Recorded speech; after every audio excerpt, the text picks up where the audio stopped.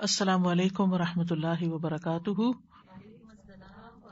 نحمده ونصلی علی رسولہ الکریم، اما بعد فاعوذ باللہ من الشیطان الرجیم، بسم اللہ الرحمن الرحیم، رب اشرح لی صدری ویسر لی امری واحلل عقدۃ من لسانی یفقہوا قولی۔ لو أنزلنا هذا القرآن على جبل لرأيته خاشعا متصدعا من خشية الله وتلك الأمثال نضربها للناس لعلهم يتفكرون۔ امثال القرآن کے سلسلے میں آج ہم حق اور باطل کی مثال کے بارے میں پڑھیں گے، جو سورۃ الرعد کی آیت نمبر 17 میں آئی ہے۔ ارشاد باری تعالیٰ ہے، قل من رب السماوات والأرض قل اللہ قل أفاتخذتم من دونه أولياء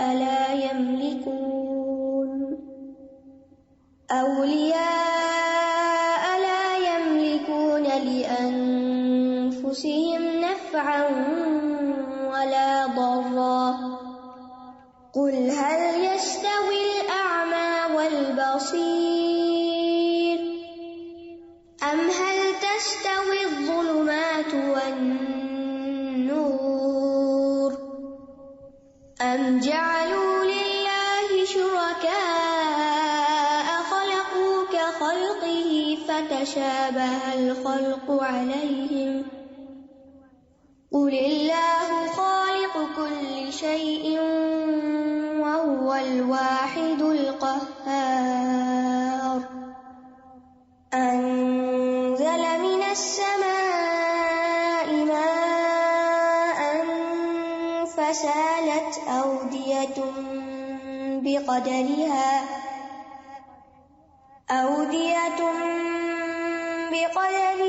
فاحتمل السيل زبدا رابيا ومما يوقدون عليه في النار ابتغاء حلية أو متاع زبد مثله كذلك يضرب الله الحق والباطل فأما الزبد فيذهب جفاء وأما ما ينفع الناس فيمكث في الأرض كذلك يضرب الله الأمثال۔ کہہ دیجئے، کیا پھر بھی تم نے اس کے سوا کچھ حمایتی بنا رکھے ہیں جو اپنے نفسوں کے لیے بھی کسی نفع اور نقصان کے مالک نہیں؟ کہہ دیجئے، کیا اندھا اور دیکھنے والا برابر ہو سکتے ہیں؟ یا کیا اندھیرے اور روشنی برابر ہو سکتے ہیں؟ یا انہوں نے اللہ کے لیے کچھ شریک بنا لیے ہیں جنہوں نے اس کی تخلیق کی مانند کچھ پیدا کیا ہے، تو ان پر پیدائش مشتبہ ہو گئی ہے۔ کہہ دیجئے، اللہ ہر چیز کا خالق ہے اور وہی اکیلا بہت زبردست ہے۔ اسی نے آسمان سے پانی اتارا تو وادیاں اپنے اپنے اندازے سے بہہ نکلی، تو سیلاب نے چڑھا ہوا جھاگ اٹھا لیا، اور ان چیزوں میں سے بھی جو وہ زیورات یا برتن حاصل کرنے کے لیے آگ پر تپاتے ہیں، اسی کی مانند جھاگ ہوتی ہے۔ اس طرح اللہ حق اور باطل کی مثال بیان کرتا ہے، تو رہا جھاگ تو وہ ناکارہ ہو کر چلا جاتا ہے، اور جو چیز لوگوں کو نفع دیتی ہے وہ زمین میں ٹھہر جاتی ہے۔ اللہ مثالوں کو اسی طرح بیان کرتا ہے۔ مثال کا سیاق و سباق کچھ یوں ہے کہ اللہ سبحانہ تعالیٰ نے سورۃ الرعد میں یہ مثال اللہ تعالیٰ کے اس قول کے بعد بیان کی کہ لہو دعوت الحق والذین یدعون من دونہ لا یستجیبون لہم بشیء الا کباسط کفیہ الی الماء لیبلغ فاہ وما هو ببالغہ وما دعاء الکافرین الا فی ضلال، اسی کو پکارنا برحق ہے، اور وہ لوگ جو اس کے سوا اوروں کو پکارتے ہیں وہ ان کی پکار کا کچھ بھی جواب نہیں دیتے مگر اس شخص کی طرح جو اپنے دونوں ہاتھ پانی کی طرف پھیلائے تاکہ وہ اس کے منہ تک پہنچ جائے، حالانکہ وہ اسے پہنچنے والا نہیں، اور کافروں کی دعا محض گمراہی کی طرف ہی جاتی ہے۔ یہ حق اور باطل کے موضوع سے متعلق مثال ہے۔ اللہ سبحانہ تعالیٰ نے یہاں پر یہ بتا دیا کہ دو طرح کا پکارنا ہوتا ہے، یا دو طرح کی دعوتیں ہوتی ہیں، ایک دعوت حق اور ایک دعوت باطل، اور اللہ کی دعوت ہی دعوت حق ہے، اللہ ہی حق کی طرف پکارتا ہے، لہو دعوت الحق، اور اسی کو پکارنا برحق ہے، اور اس کے علاوہ دوسرے شرکاء کو پکارنا یہ باطل کی دعوت ہے۔ اس کے بعد پھر حق و باطل کی مزید وضاحت کی گئی جو آیت نمبر 16 میں ہے، قل من رب السماوات والارض قل اللہ قل افاتخذتم من دونہ اولیاء، یعنی اللہ تعالیٰ یہ بات ثابت کر رہے ہیں کہ دنیا میں باطل بھی ہے اور حق بھی ہے، اور باطل ایک طرح سے گمراہی ہے کہ اللہ سبحانہ تعالیٰ کے ساتھ اوروں کو شریک ٹھہرایا جائے، اور حق کیا ہے کہ اللہ ہی اکیلا عبادت کا مستحق ہے، اس کا کوئی شریک نہیں۔ تو اللہ سبحانہ تعالیٰ اپنی ربوبیت کو ثابت کرتے ہیں، کل من رب السماوات والارض، یعنی ربوبیت کو ثابت کرنے کے ساتھ ساتھ یہ بات بیان کرتے ہیں۔ تو یہاں پر پھر یہ مثال آئی ہے اس موقع پر کہ حق اور باطل کو ایک حصی چیز کے ساتھ تشبیہ دی گئی ہے، یعنی حق ایبسٹریکٹ ہے، باطل بھی ایبسٹریکٹ ہے، تو اس کو سمجھانے کے لیے ایک مثال دی گئی ہے، اور ایک بہترین موقع پر یہ مثال آئی ہے جسے سب سمجھ سکتے ہیں۔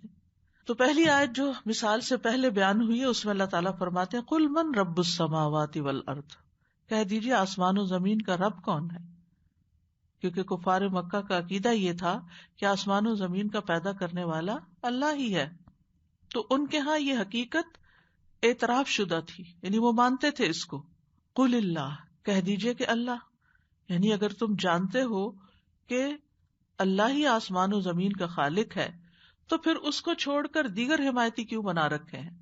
قل افاتخذتم من دونہ اولیاء لا یملکون لانفسہم نفعا ولا ضرا، یعنی اگر اللہ کو خالق مانتے ہو تو پھر اس کے سوا دوسروں کو تم اپنا اولیاء کیوں بناتے ہو، کارساز، حمایتی، مددگار، کیونکہ وہ تو خود بھی اپنی جان کی نفع نقصان کے مالک نہیں، کہاں یہ کہ وہ اپنی عبادت کرنے والوں کے نفع نقصان کے مالک ہوں گے۔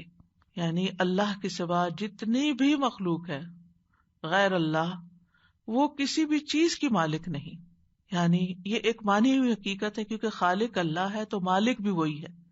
جو مخلوق ہے وہ تو کسی اور کی ملکیت میں ہے، جو اس کا خالق ہے وہ ایبسولوٹ مالک نہیں ہو سکتی، اور جو شخص کسی چیز کے اوپر پورا اختیار نہ رکھتا ہو، اس کا مالک نہ ہو، تو وہ نفع نقصان کا بھی مالک نہیں ہوتا، اس سے کچھ فائدہ بھی نہیں پہنچتا۔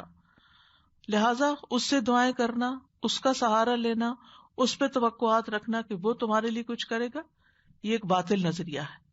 قل هل يستوي الاعمى والبصير، کہہ دیجئے کیا دیکھنے والا اور اندھا برابر ہو سکتے ہیں؟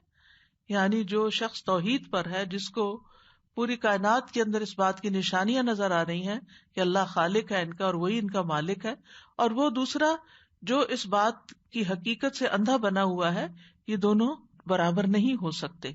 ام هل تستوی الظلمات والنور، یا اندھیرے اور روشنی برابر ہیں، یعنی شرک کا اندھیرا اور توحید کا نور بھی برابر نہیں ہے، حق اور باطل بھی برابر نہیں ہے۔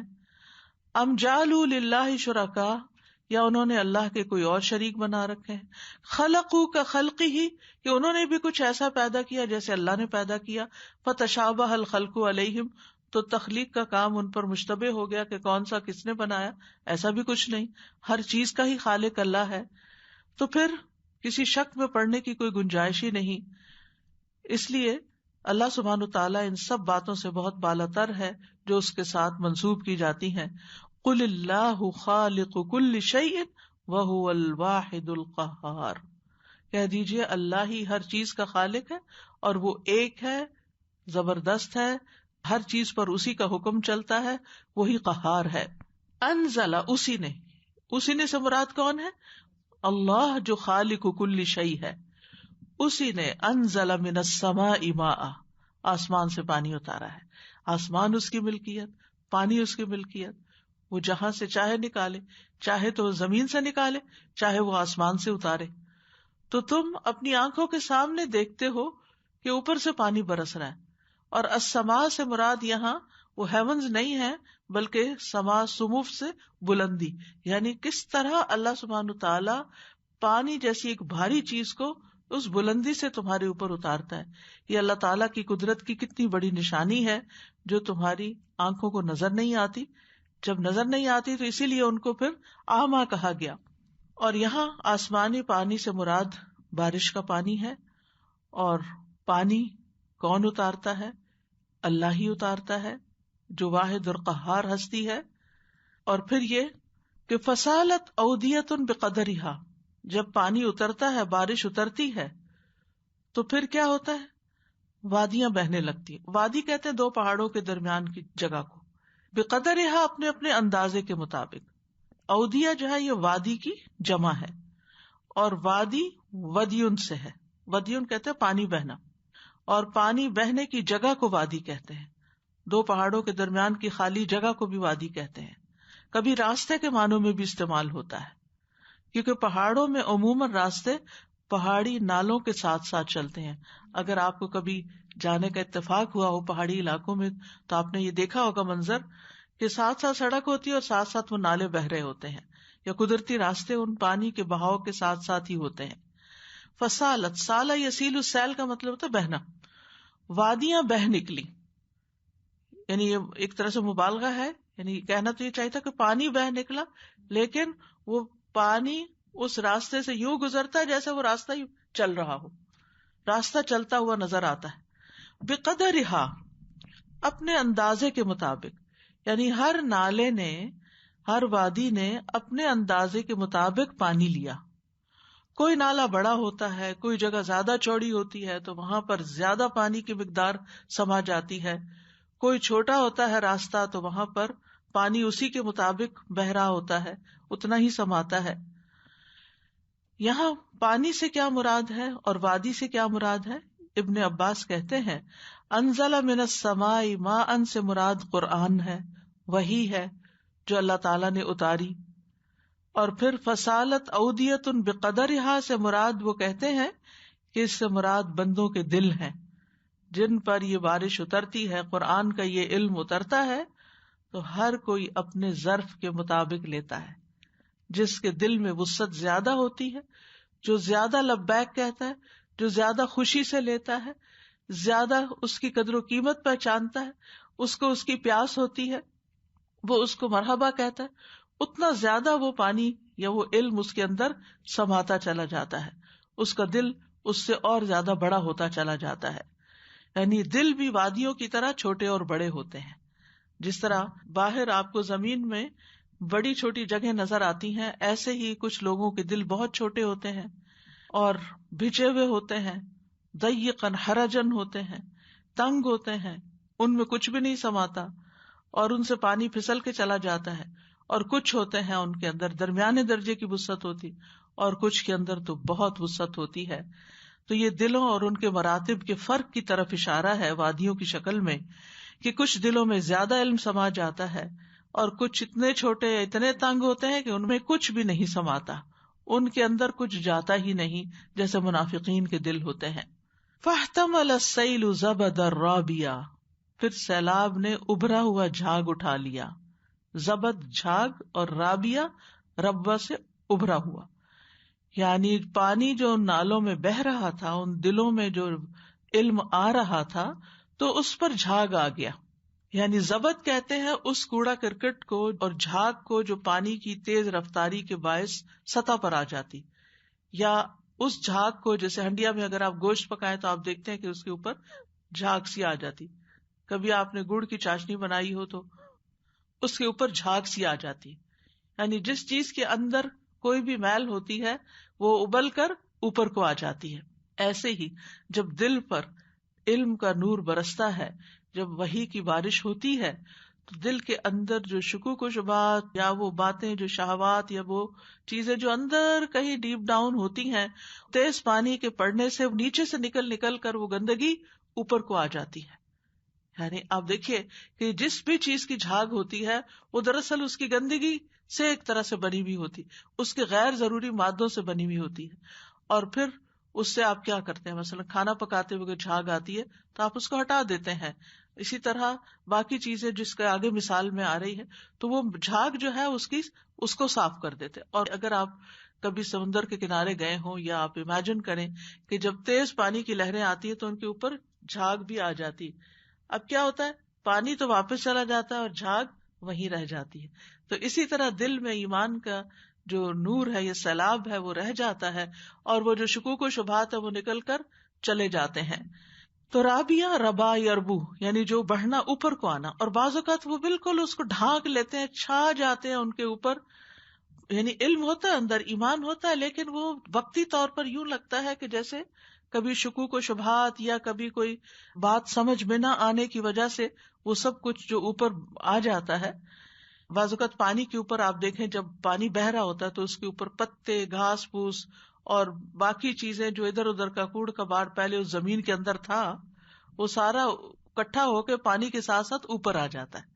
یعنی اس قرآن کے علم سے پہلے ہمارے دلوں کے اندر جو کچھ بھرا ہوا ہوتا ہے، ادھر ادھر کے نظریات، خیالات، شکوک، وسواس، شبہات، شہوات وغیرہ جنہوں نے گھر کیا ہوا ہوتا ہے، وہ جب وہ بارش پڑتی ہے تو وہ اوپر اٹھنا شروع ہو جاتا ہے اور اندر سے دل صاف ہونے لگتا ہے. جیسے زمین بارش سے صاف ہونے لگتی ہے اور کوڑا کرکٹ اوپر کو آ جاتا ہے. تو یہ سب چیزیں جو اتنی اوپر آتی ہیں، بعض اوقات وہ اس پانی کو ڈھانپ بھی لیتی ہیں یا اس کے کچھ حصے کو ڈھانپ لیتی ہیں. حدیث میں اس کے لیے غثا کا لفظ آتا ہے، غثا. اسی طرح قرآن مجید میں ایک اور جگہ پر بھی آتا ہے فَجَعَلَهُ غُثَاءً أَحْوَىٰ. اور یہ غثا کا لفظ کیا ہے؟ نبی صلی اللہ علیہ وسلم نے فرمایا ایک ایسا وقت آنے والا ہے کہ دوسری امتیں تمہارے خلاف ایک دوسرے کو بلائیں گی جیسا کہ کھانے والے اپنے پیالے پہ ایک دوسرے کو بلاتے ہیں. تو کہنے والے نے کہا کیا یہ ان دنوں ہماری قلت اور کمی کی وجہ سے ہوگا؟ آپ نے فرمایا نہیں، بلکہ تم ان دنوں بہت زیادہ ہو گئی. لیکن وَلَٰكِنَّكُمْ غُثَاءٌ كَغُثَاءِ السَّيْلِ، لیکن تم جھاگ ہوگے جس طرح کے سیلاب کا جھاگ ہوتا ہے. یعنی تمہاری کوئی وقت نہیں ہوگی، قدر و قیمت نہیں ہوگی. تو اصل ٹھوس علم کے مقابلے میں، یقینی علم کے مقابلے میں وہ جو شکوک و شبہات ہوتے ہیں ان کی کوئی جڑ بنیاد نہیں ہوتی، بے قیمت اور بے وقت ہوتے ہیں جو بظاہر ایسے لگتا ہے کہ جیسے چھا گئے ہوں. اسی طرح جھاگ سے مراد کفر بھی لیا گیا ہے. یعنی جو لوگ اسلام لائے تو پہلے ان کے دلوں میں کفر تھا، شرک تھا یا کچھ اور تھا، تو وہ جب صاف پانی پڑا تو وہ سب کچھ اوپر اٹھ کے آ گیا نکلنے کے لیے. تو جھاگ جو ہوتی ہے یہ کمزور ہوتی ہے، وادیوں کے کناروں سے چپک جاتی ہے، ہوائیں اس کو دھکیل دیتی ہیں یا وہ بیٹھ ہی جاتی ہے، کمزور ہوتی ہے. تو اسی طرح جب حق قبول کر لیتا ہے انسان تو جو شکوک و شبہات ہوتے ہیں وہ جھاگ کی طرح پہلے اوپر آتے ہیں، پھر وہاں سے وہ ختم ہو جاتے ہیں، زائل ہو جاتے ہیں. یعنی ایسا پانی جو خالص ہو وہ باقی رہتا ہے، جو حق ہوتا ہے وہ جمتا ہے، اور جو باقی چیزیں تھیں وہ ساری ختم ہو جاتی، کیونکہ وہ سب باطل ہوتا ہے، بیکار ہوتا ہے، غیر ضروری ہوتا ہے، جس نے ہمارے دلوں پہ قبضہ کیا ہوا ہوتا ہے. کیونکہ وہاں حق جو نہیں ہوتا، پانی جو نہیں ہوتا، علم جو نہیں ہوتا، جو وہ آتا ہے وہ نکلنا شروع ہو جاتے ہیں اور وہ پھر چلی جاتی ہے. آگے جا کے مزید آئے گا، کیونکہ باطل ہوتا ہے تو باطل کو تو جانا ہی ہوتا ہے. جب صحیح چیز آتی ہے، صاف چیز آتی ہے، تو پھر ناپاک چیز کو تو جانا ہی ہوتا ہے. اور یہ مائی مثال تھی، جیسے منافقین کی دو مثالیں دی گئی تھی نا، ایک مائی اور ایک ناری. تو یہاں اہل ایمان کے دلوں کی بھی دو مثالیں ہیں، ایک مائی ہے اور اب دوسری ناری ہے. وَمِمَّا يُوقِدُونَ عَلَيْهِ فِي النَّارِ، اور اس میں بھی جھاگ ہوتی ہے. اسی طرح جھاگ ان چیزوں پر بھی ابھر آتا ہے جن کو لوگ آگ میں پگھلاتے ہیں. یعنی وہ دھاتیں، معدنیات، سونا، چاندی، پیتل، لوہا، سیسا، جن کو آگ میں پگھلانے کے لیے گرم کیا جاتا ہے، تپایا جاتا ہے تاکہ ان سے زیورات بنائے جائیں یا کام کی دوسری چیزیں بنائی جائیں جو لوگوں کے لیے فائدہ مند ہیں، جیسے برتن ہیں، زرے ہیں، دھاتوں سے بنے ہوئے دیگر آلات ہیں. ابتغاء حلیۃ او متاع، حلیہ کہتے ہیں زیور کو، زینت کو.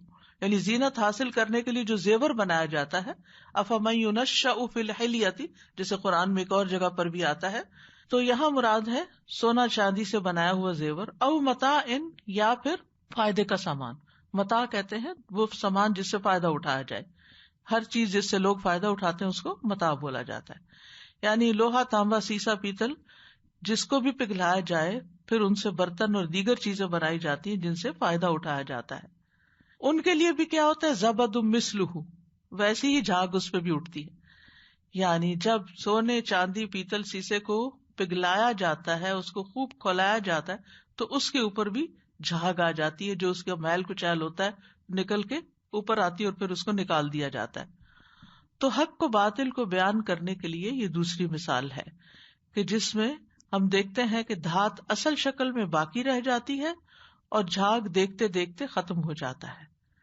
یعنی سیلاب پر جھاگ کا سبب بھی مٹی ہے اور دھاتوں پر جھاگ کا سبب بھی مٹی ہوتی ہے، یعنی جو ان کے اندر مل جل جاتی، کیونکہ یہ دھاتیں زمین سے نکالی جاتی ہیں تو ان کو جب نکالا جاتا ہے اور را شکل میں ہوتی ہیں تو ان کے اندر مٹی ملی ہوئی ہوتی ہے، اور جب ان کو ابالا جائے، آگ پہ رکھا جائے تو پھر کھرا کھوٹا الگ ہو جاتا ہے. یعنی جب ان کو تپش دی جاتی ہے تو کھرا کھوٹا ان کا الگ ہوتا ہے. تو دھاتوں سے مراد کیا ہے؟ حق جو مزین کرتا ہے، اور جھاگ سے مراد باطل ہے. زیور وہ ہے جس سے انسان اپنے آپ کو آراستہ کرتا ہے، اور خالص سونے چاندی سے لوگ اپنے فائدے اٹھاتے ہیں، اور اس کے برعکس جو زائد چیز ہوتی ہے وہ چلی جاتی ہے. اور ایک قول یہ بھی ہے، قرطبی نے لکھا ہے کہ سونے چاندی کے زیورات انسان کے بلند اور پاکیزہ اخلاق کی مثال ہیں. یعنی جب وہ دھات اندر پگھلی تو پھر اس سے کئی چیزیں نکلی، یعنی وہ علم آیا مشقت اور محنت سے، پھر اس کے جو ثمرات ہیں وہ جسم کے اوپر نظر آنے لگتے ہیں، اخلاق سے انسان سج جاتا ہے، اور اسی میں انسانوں کا حسن و جمال ہوتا ہے، یعنی حسن اخلاق میں، اور وہ نیک اعمال جس کے ساتھ وہ اپنے آپ کو سجاتے ہیں.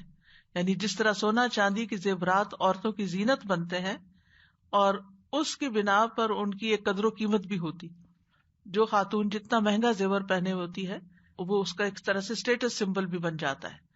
کذالک یضرب اللہ الحق والباطل، اسی طرح اللہ تعالی حق اور باطل کو بیان کرتا ہے.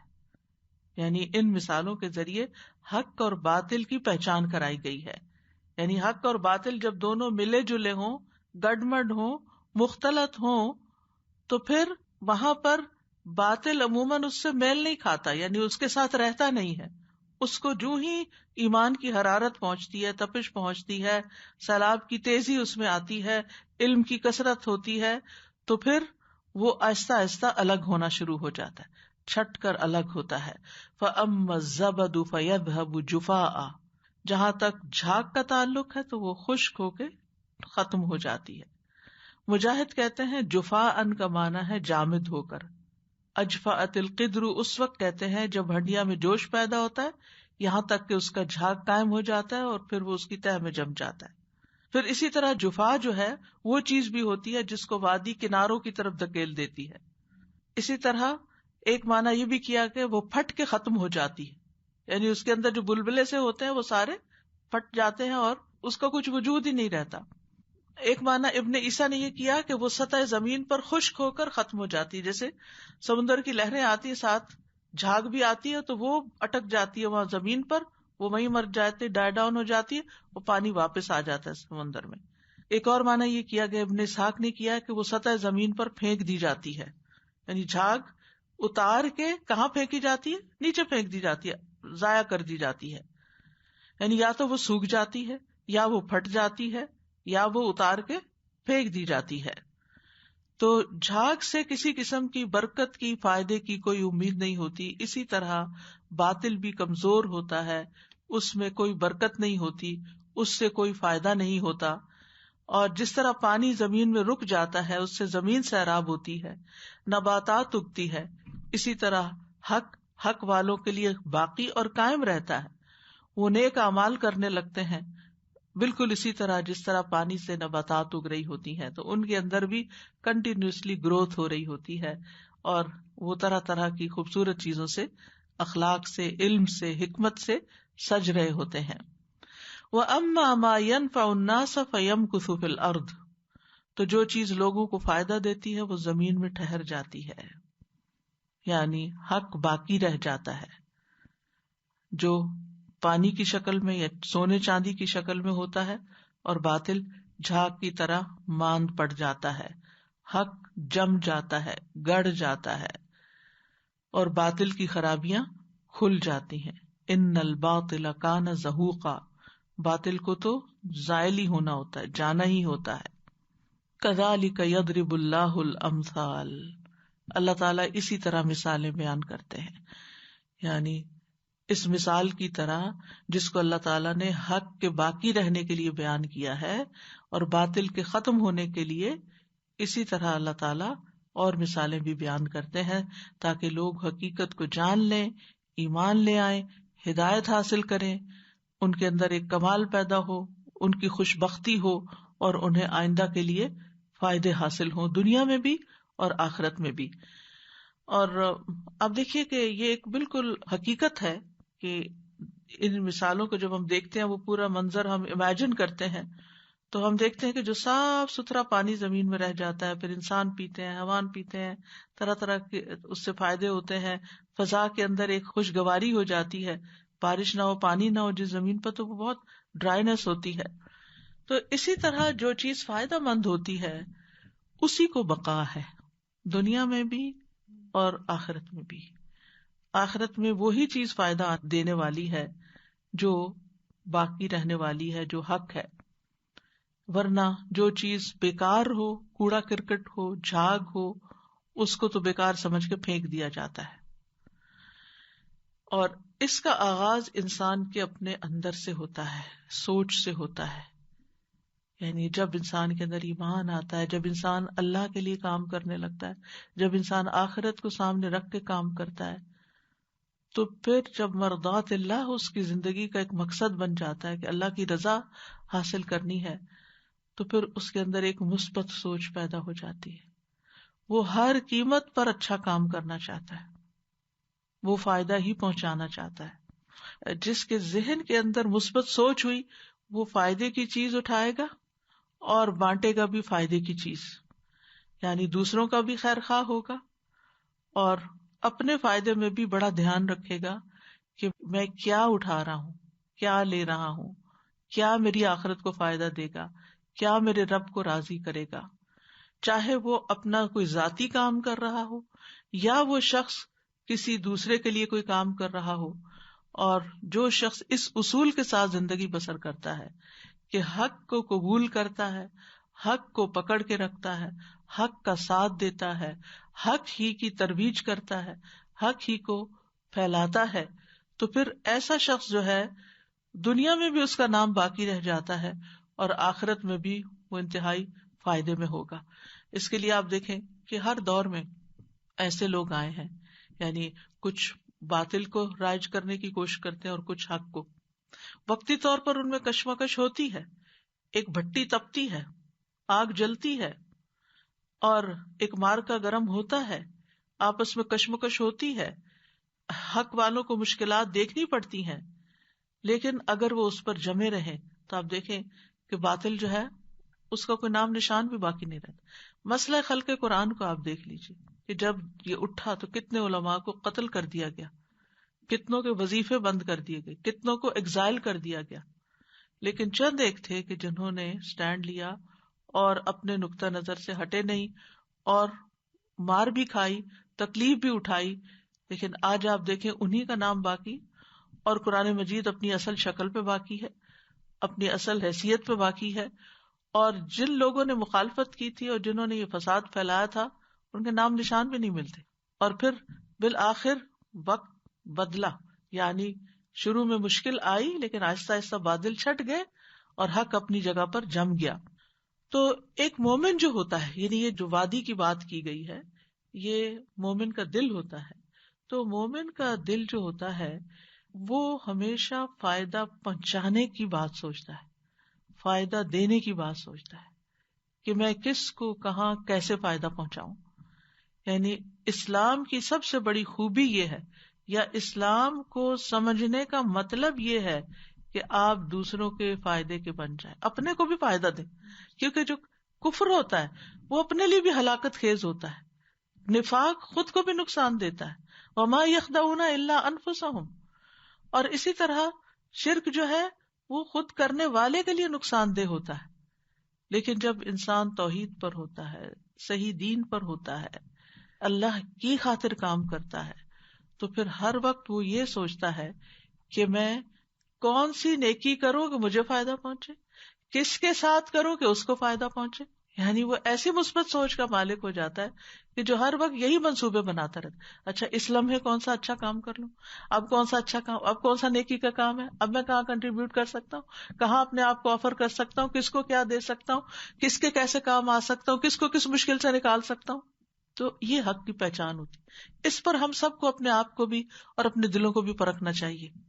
کیا قرآن کا علم حاصل کرنے کے بعد ہماری سوچ بدلی ہے یا نہیں؟ ہم فائدے کے بنے ہیں یا نہیں؟ ہم خیر پہنچانے والے بنے ہیں یا نہیں؟ کیونکہ مومن کا مزاج کیا ہوتا ہے کہ وہ دنیا میں دینے والا بن کے رہتا ہے، لینے سے زیادہ اس کو دینے سے دلچسپی ہوتی ہے. اگر اس کے پاس مال ہوتا ہے تو مال سے وہ صرف خود فائدہ نہیں اٹھاتا، اوروں کو بھی فائدہ پہنچاتا ہے. اگر اس کے پاس مال نہیں ہوتا، جسمانی قوت ہوتی ہے تو وہ محنت کرتا ہے، اپنی ضرورت بھی پوری کرتا ہے اور دوسروں کی ضروریات بھی پوری کرتا ہے. اسی طرح اگر اس کے پاس نہ مال ہے نہ ہمت ہے، صرف بول سکتا ہے تو وہ بول کر حق بات بولتا ہے اور مظلوم کا ساتھ دیتا ہے اور ظالم کا ساتھ نہیں دیتا.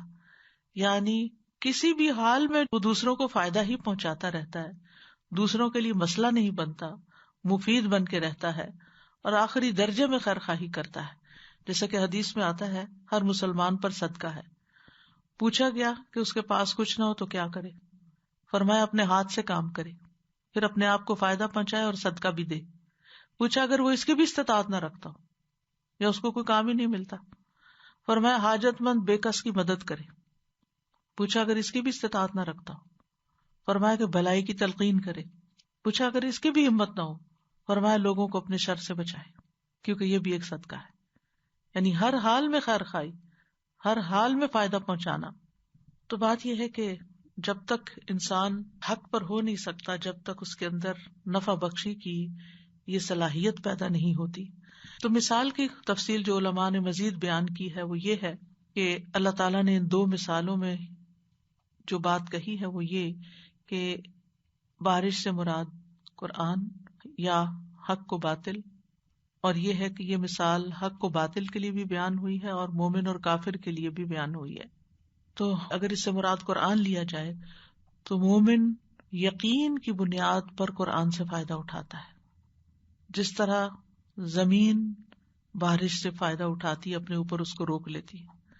کافر جو ہے وہ شکوک و شبہات کی بنیاد پہ فائدہ نہیں اٹھاتا اور وہ صرف ان شکوک و شبہات کے اندھیروں میں رہتا ہے، اس کے اندر پانی ٹھہرتا نہیں، حق ٹھہرتا نہیں، وہ صرف وسوسوں کا ہی شکار ہوتا ہے.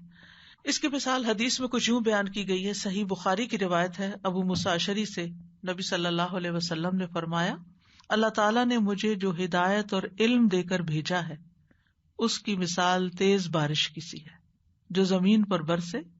صاف اور عمدہ زمین تو پانی کو جذب کر لیتی ہے، جو مومن کا دل ہوتا ہے وہ اس کو قبول کر لیتا ہے اور بہت سارا گھاس اور سبزہ اگاتی، یعنی فائدہ پہنچاتی. جبکہ سخت زمین پانی کو روکتی ہے، پھر اللہ اس سے لوگوں کو فائدہ پہنچاتے. یعنی کچھ لوگ خود کو فائدہ نہیں دیتے، اپنے اندر جذب کچھ نہیں کرتے، لیکن بہرحال دوسروں کو فائدہ دے دیتے ہیں. وہ لوگ بھی پیتے ہیں اور جانوروں کو بھی سیراب کرتے ہیں اس پانی سے جو پتھریلی زمین پر ٹھہرا ہوا ہوتا ہے. یعنی وہ لوگ علم سمیٹ کے رکھ لیتے ہیں پھر بانٹتے رہتے ہیں، خود چاہے عمل کم ہی کریں، اور اس کے ذریعے سے کھیتی باڑی بھی کرتے ہیں. کچھ بارش ایسے حصے پر پڑی جو صاف اور چٹیل میدان تھا، وہ نہ تو پانی کو روکتا ہے نہ ہی سبزہ اگاتا ہے. بس یہی مثال اس شخص کی ہے جس نے اللہ کے دین میں سمجھ حاصل کی اور جو علم دے کر اللہ نے مجھے مبعوث کیا اس سے اسے فائدہ ہوا. اس نے خود سیکھا اور دوسروں کو سکھایا. اور پھر اس شخص کی مثال ہے جس نے سر تک نہ اٹھایا اور نہ ہدایت کو قبول کیا جو میں دے کر بھیجا گیا، نہ خود فائدہ اٹھایا نہ کسی کو پہنچایا. تو مومن کے درجات ہوتے ہیں، کچھ مومن ہوتے ہیں وہ اعلیٰ درجے کا فائدہ اٹھاتے بھی ہیں اور دیتے بھی ہیں، اور جو دوسرا پتھر پہ پانی روکنے والی کچھ مومن ایسے ہوتے ہیں کہ وہ قبول کر لیتے ہیں، فائدہ بھی پہنچاتے ہیں، لیکن خود ان کے اپنے اندر بہت بڑی تبدیلی نہیں بھی آتی. تو یہ بارش کے بے پناہ فوائد میں سے یہ فائدے ہمیں نظر آتے ہیں. بارش ایسی چیز ہے جس کی زمین کو ہمیشہ ضرورت رہتی ہے، ہدایت اور حق کی بھی ہمیشہ ہر انسان کو ضرورت رہتی ہے. پھر یہ کہ دلوں کی قسمیں ہوتی ہیں، کہیں پر پانی زیادہ سما جاتا ہے اور کہیں تھوڑا علم ہوتا ہے. ڈپینڈ کرتا ہے کہ کس نے کتنا سیکھا، کتنا یاد کیا، کتنا سمجھا، کتنا اس پہ غور کیا، کتنا اس پہ عمل کیا. تو اس طرح اللہ تعالیٰ حق و باطل کی مثال بیان کرتے ہیں یا مومن اور کافر کی مثال بیان کرتے ہیں. اور اسی طرح اللہ تعالیٰ خالص عمل اور مقبول عمل کی مثال اور ریاکاری والے عمل کی مثال بیان کرتے ہیں کہ ریاکاری والا عمل جو ہوتا ہے وہ بظاہر بعض اوقات جھاگ کی طرح چھا جاتا ہے، بہت شہرت ہو جاتی ہے انسان کی، لیکن اس کے تہ میں کچھ نہیں ہوتا اور بالآخر قیامت کے دن اس کو کوئی فائدہ نہیں پہنچے گا. اس کے برعکس اہل ایمان کے اعمال اللہ سبحانہ وتعالیٰ کے پاس محفوظ ہیں. وَأَمَّا الَّذِينَ آمَنُوا وَعَمِلُوا الصَّالِحَاتِ فَيُوَفِّيهِمْ أُجُورَهُمْ وَاللَّهُ لَا يُحِبُّ الظَّالِمِينَ. رہے وہ لوگ جو ایمان لائے اور انہوں نے نیک اعمال کیے تو وہ انہیں ان کے اجر پورے پورے دے گا. جہاں تک کفار کے اعمال کا تعلق ہے کہ کچھ عمل تو وہ بھی کرتے ہیں تو ان کا بدلہ ان کو دنیا میں ہی مل جاتا ہے، آخرت میں ان کے اعمال جو ہیں بیکار ہو جاتے ہیں، سراب کی طرح ان کے اعمال ہو جاتے ہیں. تو یہاں پر ایک ہی بارش سے دو چیزیں جو پیدا ہوئیں ان کا بیان ہے. ایک طرف ثابت قدمی ہے جو پانی کے ٹھہرنے کی وجہ سے ہے، اور دوسری طرف جھاگ ہے جو مرجھا کے ختم ہونے کی طرح ہے. یعنی جھاگ پیدا ویسے خود سے نہیں ہوئی، پانی کے برسنے سے ہی ہوئی ہے. یعنی پانی کے برسنے سے کسی کے حصے میں جھاگ آئی اور کسی کے حصے میں صاف پانی آیا. اسی طرح خالص اور ناخالص انسان کی مثال بھی ایسے ہی ہے کہ کچھ جو ان کے اوپر آزمائشیں آتی ہیں وہ خالص ہوتے جاتے ہیں، جو آزمائشوں کی بھٹی میں وہ تپائے جاتے ہیں ان کی میل کچیل الگ ہوتی چلی جاتی ہے. اور کچھ لوگ صرف دنیاوی فائدوں کی خاطر اسلام قبول کرتے ہیں، وہ آزمائشوں سے پیچھے رہتے ہیں، وہ قربانیاں نہیں کرتے، وہ حق کے لیے آگے نہیں بڑھتے. نتیجہ کیا ہوتا ہے کہ ان کا کھوٹ شامل ہی رہتا ہے اس سونے کے اندر یا چاندی کے اندر جس کو تپایا نہیں جاتا. اسی لیے اللہ تعالیٰ جس سے محبت کرتا ہے اس کو آزماتا ہے، امتحان میں ڈالتا ہے. اور اگر آپ اس بات کو سمجھ کر ہر تکلیف کے موقع پر یاد کر لیں تو خیر ہی خیر. ایسی ایسی باتیں آپ کو سمجھ میں آئیں گی، اپنی ایسی ایسی خامیاں نظر آنے لگیں گی، اپنی ایسی کوتاہیاں نظر آئیں گی، ایسی چیزیں جو آپ کرتے نہیں تھے اور اب مشکل آنے پہ آپ کو کرنی پڑی اور آپ نے کرنا شروع کر دی. یعنی حیرت ہوتی ہے بعض اوقات. مثلاً نماز کے بعد کے اذکار ہیں، اگر آپ نہیں کر رہے، جو مصنون اذکار ہیں، لمبے چوڑے اذکار کی میں بات نہیں کر رہی، نہیں کر رہے، لیکن آپ پر کوئی ایسی تکلیف آتی ہے کہ آپ پریشان ہو جاتے ہیں، آپ کسی علم والے کے پاس جاتے ہیں، آپ اس سے پوچھتے ہیں آپ مجھے کچھ بتائیں کیا کرنا چاہیے. تو ایسے میں جو صحیح علم والے ہوتے ہیں وہ باقاعدہ پوچھتے ہیں کہ آپ کے اعمال کا حال کیا ہے، کیونکہ ہر مشکل اس لیے آتی ہے کہ انسان عمل میں آگے جائے، کچھ غلط چیزیں چھوڑے اور کچھ اچھی چیزیں اپنائے. پوچھتے نماز پڑھتے ہیں؟ ہاں پڑھتا ہوں. خشوع سے پڑھتے ہیں؟ توجہ سے پڑھتے ہیں؟ نہیں، اتنی توجہ نہیں. آپ توجہ سے پڑھنا شروع کریں، خاص طور پر ایاک نعبد و ایاک نستعین اہدنا الصراط المستقیم. اللہ تعالیٰ آپ کو راستہ دکھائے گا، آپ مشکل سے نکل جائیں گے. یہ وظیفہ بتاتے ہیں. کوئی کہتا ہے کہ مجھے نظر لگ گئی ہے، تو آپ اس سے پوچھتے ہیں کہ اچھا آپ بتائیے کہ کیا آپ نماز کے بعد کے اذکار پڑھتے ہیں؟ کہتے ہیں بس کبھی کبھی پڑھ لیتا ہوں، کبھی مختصر پڑھ لیتا ہوں. کون کون سے پڑھتے ہیں؟ بس ربی اعیننی علی ذکرک و شکرک و حسن عبادتک، بس اتنا پڑھتا ہوں. آیت الکرسی نہیں پڑھتے؟ آیت الکرسی پڑھیں. معوذات پڑھتے ہیں؟ نہیں، معوذات تو نہیں پڑھتے، معوذات پڑھیں. 5 نمازوں میں ہر نماز کے بعد آیت الکرسی معوذات پڑھ کر ساتھ بسم اللہ ارقیق یا ایسی کوئی دعا شامل کر لیں، اپنے اوپر دم کریں. اب وہی معوذات جو آپ نے چھوڑے ہوئے تھے، ایک علم والے نے آپ کو یاد کرا دیے کہ یہ آپ ہر نماز کے بعد لازم کر لیں. صبح شام کی دعا میں تو ہیں ہی 3 بار. اور ہر نماز کے بعد اگر آپ پڑھ کے اپنے اوپر دم کر لیتے ہیں، اپنا رکیہ 7 دن میں 5 دفعہ جو رکیہ کرے اس کی نظر بھاگے گی کہیں یا نہیں؟ اس کی نظر نکلے گی یا نہیں؟ نکلے گی نا. سمپل علاج ہے. سنت میں ہر بیماری کا علاج ہے، ہر مسئلے کا علاج ہے. پھر اسی طرح توجہ سے اگر آپ دعائیں پڑھیں نا، کیونکہ ہوتا یہ ہے مثلاً آپ وسوسوں کا شکار ہو رہے ہیں، اس کی بھی دعائیں موجود ہیں. آپ کو بات سمجھ نہیں آ رہی، آپ فیصلہ نہیں کر پا رہے، آپ نور والی دعا پڑھنا شروع کر دیں، اللہم اجعل فی قلبی نورا، اور توجہ کریں دل پر کہ اللہ میرا دل روشن کر دے، مجھے حقائق دکھا، وفی بصری نورا وفی سمعی نورا وعن یمینی نورا وعن یساری نورا وفوقی نورا وتحتی نورا وامامی نورا وخلفی نورا وجعل لی نورا وعازم لی نورا اللہم آتنی نورا. اب آپ بتائیں کہ جس کو ہر طرف سے نور مل جائے اس کے اوپر کون سا معاملہ مشکوک رہے گا؟ اس کے شکوک و شبہات کہاں جائیں گے؟ اور یہ فجر کی سنت اور فرض کے بیچ میں پڑھنے والی دعا ہے کہ جو دن کا آغاز اس سے کر. لیکن ہم کیا کرتے ہیں؟ صرف مشین کی طرح پڑھتے ہیں، جیسے مشین چلا دی جاتی ہے نا، بٹن آن آف کر دیا جاتا ہے اور بس ختم ہو جاتے ہیں. آپ پر آئی مشکل، آپ کو مل نہیں رہا حل کون بتائے گا آپ کو؟ آپ پھر انسانوں کے سہارے لے رہے ہیں، یہ حل بتا دے، وہ بتا دے، وہ بتا دے، اس سے فتویٰ لیتے ہیں، اس سے مسئلہ پوچھتے ہیں، اس سے کاؤنسلنگ کراتے ہیں، اس کے پاس چلے جاتے ہیں، اس کو پکڑ کے رکھتے ہیں، اس پہ فون پہ باتیں کرتے ہیں، اس کو میسج کرتے ہیں. ایک عجب تماشا شروع ہو جاتا ہے. خود تو پریشان ہوتے ہیں، ساری دنیا کو بھی ساتھ پریشان کر لیتے ہیں، خود اپنا جینا حرام کرتے ہیں، اوروں کا بھی کر لیتے ہیں. لیکن جہاں حل ہے اس حل کی طرف ہم نہیں جاتے کہ ہم اپنی اصلاح کریں، ہم اپنی عبادتیں درست کریں، ہم اپنے اذکار کی پابندی کریں، ہم اپنے رب کو پکاریں، ہم سجدوں میں پکاریں، ہم رو کے پکاریں، ہم تڑپ کے پکاریں. یہ کام ہم کرتے نہیں. پھر جادوگروں اور نجومیوں اور پتہ نہیں کس کس کے پیچھے چلے جاتے ہیں کہ وہ شاید جادو کی کوئی چھڑی گھمائے گا اور ہمارے مسئلے حل ہو جائیں گے. ٹھیک ہے، آزمائش آتی ہے، کلاؤڈز جب آتے ہیں تو ہر طرف اندھیرا چھا جاتا ہے، لیکن یاد رکھیے کہ کوئی بھی بادل ہمیشہ نہیں رہے، ان کو جانا ہی ہوتا ہے. وہ برستے اور چلے جاتے ہیں، مشکلیں آتی ہیں، آپ کو رلاتی ہیں اور چلی جاتی ہیں، آپ کا دل پگھلتا ہے، آپ کا دل نرم ہوتا ہے، آنسوں کی جھڑیاں لگ جاتی. کچھ پتھر دل ایسے ہوتے ہیں جو ویسے نہیں پگھلنے کے ہوتے، اللہ نے ان کے اوپر سخت آزمائش ڈالی ہوتی ہے. اگر ان کے اندر کچھ بھی ایمان ہو تو وہ پھر پگھل کے ٹوٹ کے ان کے اندر سے پھر خیر نکلنا شروع ہو جاتی. اللہ بندوں پر قطعاً ظلم نہیں کرتا، وہ کسی کو بھی کسی مشکل میں کسی آزمائش میں ڈالتا ہے تو اس کے پیچھے کوئی وجہ ہوتی ہے. وہ بندے کی خیر ہی چاہتا ہے، بندے کی اصلاح ہی چاہتا ہے. جب تک سونے چاندی کو آگ میں نہ ڈالا جائے وہ خالص نہیں ہوتے. ہمارا ایمان بھی خالص نہیں ہوتا جب تک یا ایمان کے ساتھ کوئی نہ کوئی امتحان نہ ہو.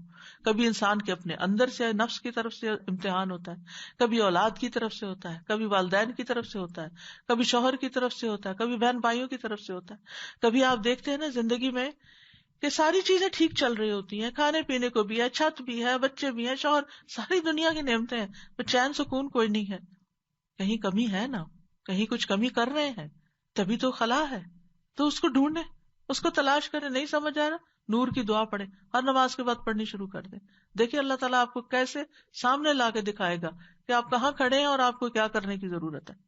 اس لیے اللہ سبحانہ تعالیٰ حق اور باطل کی مثال اور کیسے حق مضبوط ہوتا ہے اور جو میل کچیل ہوتی ہے وہ کتنی کمزور چیز ہوتی ہے جو نکل جاتی ہے اور انسان خالص ہونے لگتا ہے.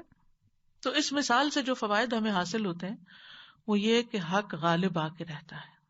حق ہے اس لیے کہ وہ غالب آ کر رہے، جیسے سورۃ الانبیاء میں آتا ہے بل نقذف بالحق علی الباطل فیدمغہ فاذا هو زاہق، بلکہ ہم حق کو باطل پر پھینک مارتے ہیں تو اس کا دماغ کچل دیتا ہے، پس اچانک وہ مٹنے والا ہوتا ہے، یعنی ختم ہونے والا ہوتا ہے. زاہق سورۃ الاسراء میں آتا ہے وقل جاء الحق وزہق الباطل ان الباطل کان زہوقا، کہہ دیجیے حق آ گیا، باطل مٹ گیا، باطل مٹنے ہی والا تھا. اللہ تعالیٰ باطل کو خود جھوٹا کر دیتا ہے. لیحق الحق ویبطل الباطل ولو کرہ المجرمون، تاکہ وہ حق کو حق کر دے، سچا کر دے، باطل کو جھوٹا کر دے، خواہ مجرم ناپسند ہی کیوں نہ کریں. باطل نہ پہلی بار کچھ کر سکتا ہے نہ دوبارہ کچھ کر سکتا ہے. وقتی طور پر وہ جاگ اتنی ہو جاتی ہے لگتا ہے پتہ نہیں کیا ہو گیا ہے، لیکن اب بالآخر وہ چلا جاتا ہے.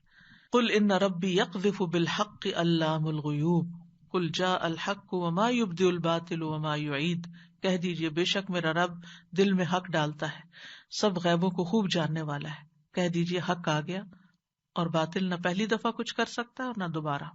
انبیاء اور ان کی اقوام کے درمیان حق کو باطل کے مار کے رہے، لیکن تاریخ بتاتی ہے کہ ہمیشہ اللہ سبحانہ تعالیٰ نے انبیاء کو دنیا میں بھی سرخرو کیا، اور اگر کبھی ان کا قتل ہو گیا یا ان کے ساتھ دنیاوی ترقی اس طرح نہیں لگی، ان کا نام باقی رہا اور آخرت میں ان کے بلند درجات ان کو نصیب ہوئے، اور ان کو تکلیف دینے والے جو ہیں وہ مر مٹ گئے، ختم ہو گئے دنیا میں بھی، اور آخرت میں بھی ان کا کوئی ٹھکانہ نہیں ہوگا.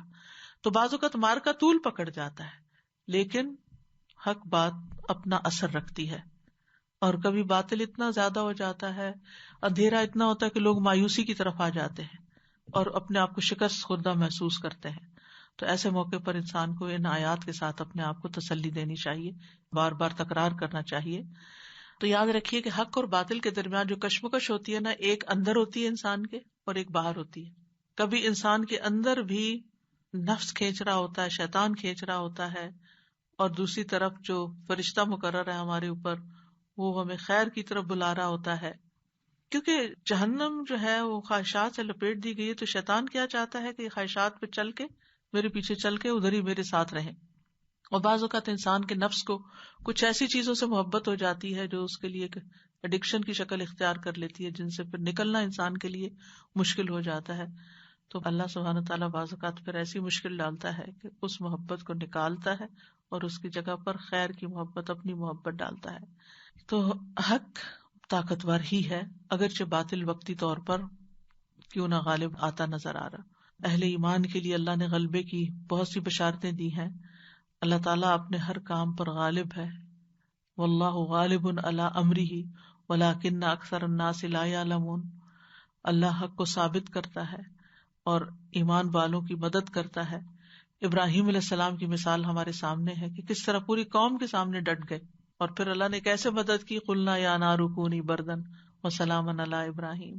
نبی صلی اللہ علیہ وسلم کی مثال ہے کہ سارے قبیلے اکٹھے ہو گئے تھے آپ کے قتل پر، لیکن اللہ تعالیٰ نے کس طرح آپ کو وہاں سے نکالا اور غار ثور میں پناہ لیا آپ نے. اور پھر نبی صلی اللہ علیہ وسلم کے اوپر کتنا سخت وہ وقت تھا کہ بالکل دشمن سر پہ پہنچا ہوا تھا، اور اگر ذرا بھی اس کو پتا ہوتا یہ اندر ہے تو پھر تو بس تھوڑی دیری کی بات تھی. لیکن آپ صلی اللہ علیہ وسلم کو اس وقت بھی کیسی تسلی دی کہ لا تحزن ان اللہ معنا. اور پھر یہ ہے کہ اللہ سبحانہ تعالیٰ کی کتاب کے آگے بھی باطل نہیں ٹھہرتا. لہٰذا دل کے اندر اگر کبھی کوئی اللہ کے بارے میں، دین کے بارے میں، خیر کے کام کے بارے میں کوئی وسوسے پیدا ہونے شروع ہوں تو اللہ کی کتاب کی طرف رجوع کریں. آہستہ آہستہ آہستہ آہستہ وہ بادل چھٹ جائیں گے اور آپ کو صحیح بات سمجھ آنے لگے گی، نظر آنے لگے گی. اور جب آپ کے اندر ایمان مضبوط ہوگا جیسے عمر رضی اللہ عنہ کا تھا، تو پھر اس کے آگے کوئی بھی باطل نہیں ٹھہر سکتا. عمر رضی اللہ عنہ کو دیکھ کر جن اور انسان دونوں ہی بھاگتے تھے، یعنی جو بھی غلط کار لوگ ہوتے تھے وہ ڈرتے تھے ان سے، کیونکہ باطل جو ہے وہ حق کا مقابلہ کرنے کی صلاحیت نہیں رکھتا. حق پرست انسان جو ہوتا ہے وہ بہادر ہوتا ہے، لوگوں کی باتوں سے نہیں ڈرتا. اور یہ بھی یاد رکھیے کہ حق ایک ہی ہوتا ہے اور باطل بہت سے ہوتے ہیں. تو حق میں کیا کیا چیز شامل ہے؟ سب سے پہلے تو خود اللہ کی ذات حق ہے. ذالک بأن اللہ هو الحق، یہ اس لیے کہ بے شک اللہ ہی حق ہے. پھر اسی طرح سورۃ الانعام میں آتا ثم ردوا الی اللہ مولاہم الحق، پھر وہ اللہ کی طرف لوٹائے جائیں گے جو ان کا سچا مالک ہے. اور اس کے علاوہ جتنے بھی معبود ہیں وہ باطل ہیں. وَأَنَّ مَا يَدُونَ مِن دُونِهِ هُوَ الْبَاطِلُ، غیر اللہ کے سہارے سب باطل ہیں. پھر یہ کہ اللہ کی کتاب حق ہے. ذَلِكَ بِأَنَّ اللَّهَ نَزَّلَ الْكِتَابَ بِالْحَقِّ تِلْكَ آیَاتُ اللَّهِ نَتْلُوهَا عَلَيْكَ بِالْحَقِّ، تو قرآن حق ہے. پھر اللہ سبحانہ وتعالیٰ نے جو بھی کام کیا، جو تقدیر بنائی، وہ سب بھی حق. اللہ کی بات بھی حق ہے. وَتَمَّتْ كَلِمَةُ رَبِّكَ صِدْقًا وَعَدْلًا. پھر اسی طرح اللہ کے وعدے بھی سچے ہیں. یا ایھا الناس ان وعد اللہ حق. پھر انبیاء کو حق دے کر بھیجا گیا ہے. رسول اللہ صلی اللہ علیہ وسلم حق لے کر آئے ہیں، آپ کی ہر بات حق تھی. عبداللہ ابن عمرو ابن العاص کہتے ہیں میں نے کہا اللہ کے رسول، میں آپ سے باتیں جو سنتا ہوں انہیں کیا لکھ لیا کروں؟ آپ نے فرمایا ہاں. میں نے پوچھا رضامندی اور ناراضگی کی حالت میں سبھی؟ آپ نے فرمایا ہاں، کیونکہ میری زبان سے حق کے سوا کچھ نہیں نکلتا. تو آپ کی باتیں بھی حق ہیں. لیکن حق کو اور باطل کو قبول کرنے کے اعتبار سے لوگوں کی کچھ اقسام ہیں. اللہ کے جو بندے ہوتے ہیں، جو اللہ کے اوپر ایمان رکھتے ہیں، وہ حق قبول کر لیتے ہیں، حق بات کو سنتے ہیں. والذی جاء بالصدق وصدق به اولئک هم المتقون. لیکن دوسری طرف جو باطل پرست ہوتے ہیں ان کو حق پسند نہیں آتا، چونکہ خواہشات ان کے دل کے اوپر چھائی ہوئی ہوتی ہیں اور وہ ان سے نکلنا نہیں چاہتے، لہذا وہ حق کے اوپر باطل کو ترجیح دیتے ہیں اور حق اور باطل کی آمیزش کر دیتے ہیں تاکہ اپنے آپ کو تسلی دیں کہ ہم حق پر ہیں. یعنی اندر وہ باطل بھی ہوتا ہے اور اس کے ساتھ تھوڑا سا حق ملا کے اس کا ملغوبہ بناتے ہیں، جس کے بارے میں فرمایا گیا وَلَا تَلْبِسُوا الْحَقَّ بِالْبَاطِلِ. پھر اسی طرح یہ ہے کہ کرنے کے کام یہ ہیں کہ انسان کو ہمیشہ حق اور سچائی کی تلاش میں رہنا چاہیے، حق کو پہچاننا چاہیے، اسے قبول کر لینا چاہیے. حق کو قبول کرنے میں سب سے بڑی رکاوٹ جہالت ہے، لہذا علم حاصل کرنا چاہیے. ابن تیمیہ کہتے ہیں جب لوگ نبوت کے نور سے منقطع ہو جاتے ہیں، نبوت کے نور سے کٹ جاتے ہیں، تو وہ فتنوں کے اندھیروں میں پڑ جاتے ہیں اور بدعات اور جھگڑے پیدا ہوتے ہیں اور لوگوں کے درمیان شر واقع ہو جاتا ہے. پھر یہ ہے کہ حق کو قبول کرنے میں خواہشات رکاوٹ بنتی ہیں، لہذا نفس کی اتباع سے بچنا چاہیے، یعنی نفس کی پیروی نہیں کرنی چاہیے. نبی صلی اللہ علیہ وسلم نے فرمایا کہ میں تمہارے بارے میں 2 چیزوں سے ڈرتا ہوں، لمبی آرزو اور خواہشات کی اتباع. جہاں تک لمبی آرزو کا تعلق ہے تو وہ آخرت کو بھلا دیتی ہے اور خواہش نفس جو ہے وہ حق سے روکتی ہے. حق کیوں نہیں قبول کرنے تھے؟ کیونکہ خواہش ہے اندر، وہ اس کو واپس کرتی ہے. اسی طرح تکبر بھی حق قبول کرنے کے راستے میں رکاوٹ ہے. وَجَحَدُوا بِهَا وَاسْتَيْقَنَتْهَا أَنفُسُهُمْ ظُلْمًا وَعُلُوًّا. انہوں نے ظلم اور تکبر کی وجہ سے انکار کیا، حالانکہ دل اچھی طرح یقین کر چکے تھے. اور کرنے کا کام یہ ہے کہ ہمیں ایک دوسرے کو بھی حق کی تلقین کرنی چاہیے. اسی طرح اور کرنے کا کام یہ ہے کہ اپنے آپ کو فائدہ مند بنائیں. جب فائدہ مند بنیں گے تو خود کو بھی فائدہ دیں گے اور دوسروں کو بھی فائدہ پہنچائیں گے. آئیڈل لائف نہیں گزاریں، آئیڈیل گزاریں، یعنی جھاگ بن کے نہیں رہیں بلکہ فائدہ مند چیز بن کے رہیں. مشکلات سے گھبرائیں نہیں، ان میں اللہ سبحانہ تعالیٰ کو پکاریں اور یاد رکھے کہ مشکلات انسان کو چمکانے کے لیے آتی ہیں، نکھارنے کے لیے آتی ہیں، بہتر بنانے کے لیے آتی ہیں. اور ساتھ یہ کہ اللہ سبحانہ تعالیٰ سے دعائیں کرتے رہیں کہ اللہ تعالیٰ ہمیں حق دکھائے، حق ہمارے دل میں جم جائے اور ہم حق پر ہی چلتے رہیں.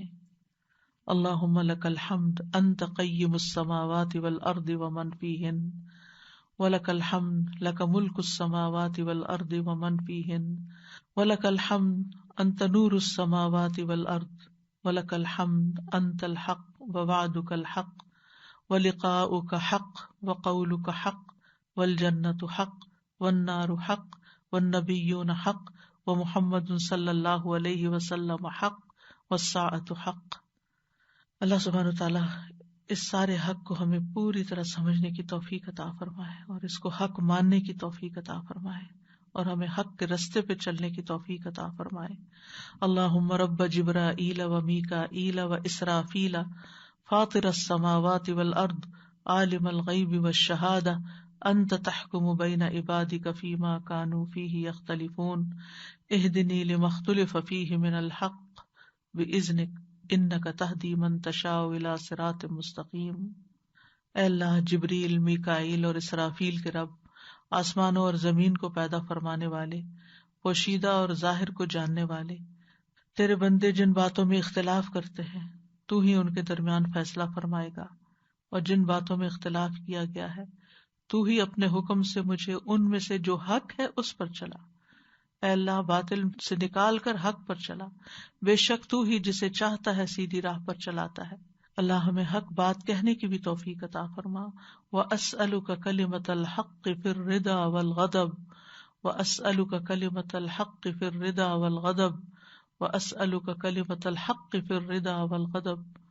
اور اللہ سبحانہ وتعالی ہم سب کو اپنی رحمت سے ڈھانپ لے، اور اس وقت جو دنیا میں مصیبت آئی ہوئی ہے پینڈیمک کی شکل میں، یا رب تو سب کو اس تکلیف سے نکال اور ہم سب بندوں کے حال پہ رحم فرما، سب کی بیماریوں کو دور کر دے، سب کی تکلیفوں کو دور کر دے، سب کی پریشانیوں کو دور کر دے، اور ہم اس مشکل سے نکلیں تو پہلے سے بہتر انسان ہوں، چمک چکے ہوں، حق کو قبول کر چکے ہوں، حق ہمارے دلوں میں راسخ ہو چکا ہو، یا رب العالمین ہم اپنی غلطیوں کا اعتراف کرتے ہیں، تو ہمیں معاف کر دے، تو ہمیں اس مصیبت سے محفوظ رکھنا، اور جو لوگ کسی بھی تکلیف کا شکار ہیں، کسی بیماری کا شکار ہیں، یا اللہ ان سب پر اپنی رحمت نازل فرما دے۔ یا حی یا قیوم برحمتک نستغیث ربنا تقبل منا انك انت السميع العليم وتب علينا انك انت التواب الرحيم وصلى الله تعالى على خير خلقه محمد وعلى آله واصحابه واهل بيته اجمعين برحمتك يا ارحم الراحمين۔ من رب السماوات والأرض قل الله قل أفاتخذتم من دونه أولياء لا يملكون لأنفسهم نفعا ولا ضرا قل هل يستوي الأعمى والبصير أم هل تستوي الظلمات والنور أم جعلوا لله شركاء خلقوا كخلقه فتشابه الخلق عليهم قل الله خالق كل شيء وهو الواحد القهار أنزل من السماء ماء فسالت أودية بقدرها فاحتمل السيل زبدا رابيا ومما يوقدون عليه في النار ابتغاء حلية أو متاع زبد مثله كذلك يضرب الله الحق والباطل فأما الزبد فيذهب جفاء وأما ما ينفع الناس فيمكث في الأرض كذلك يضرب الله الأمثال۔ زیادہ یہ آیت ون آف مائی فیوریٹ آیت تھی، ابھی الحمدللہ، لیکن آئی ڈونٹ تھنک مجھے کبھی سمجھ آئی اس طرح سے جو مجھے آج سمجھ آیا۔